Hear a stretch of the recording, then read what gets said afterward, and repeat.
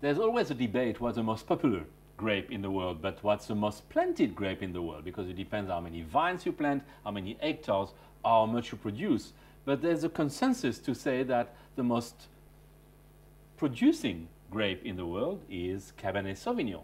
And South Africa is not immune to that global trend that Cabernet Sauvignon is a grape that can be adapted in almost every wine-producing country in the world and producing extraordinary or exciting wines wherever they grow. They need fairly poor soil, which you can find in many places.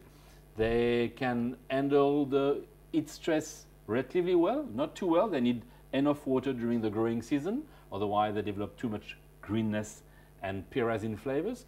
But South Africa has been developing Cabernet Sauvignon.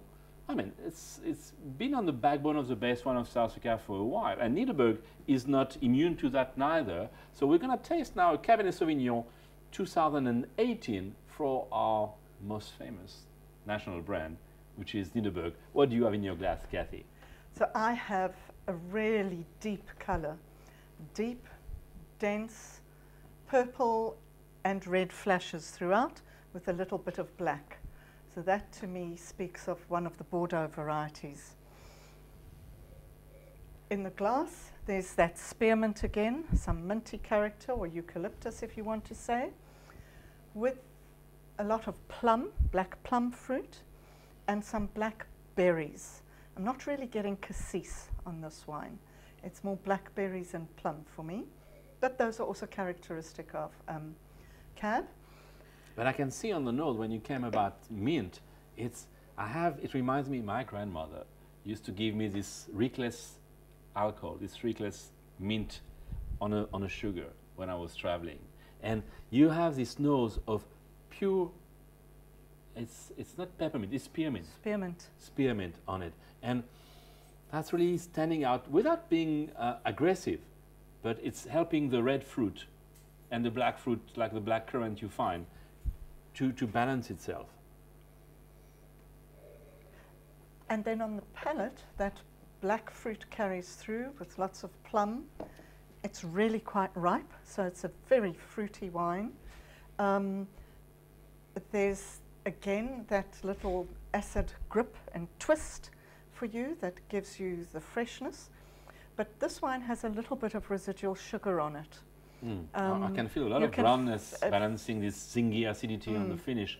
And as well, I think you find on that wine that the grippiness of the tannins are kind of really softened by this middle palate sweetness, which otherwise would make the wine potentially in balance, but here it's working fairly well. It's working well.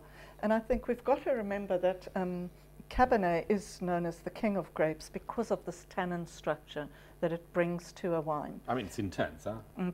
Can be very, very intense. And now that it's got this little bit of residual sugar, it's rounding out the tannins, it's rounding out the acidity.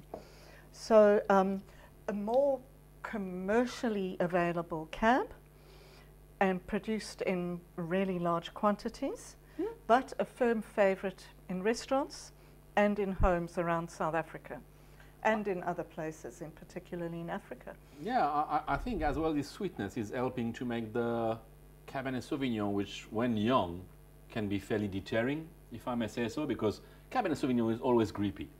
Always. Always grippy. And some drinkers don't find pleasure in so much,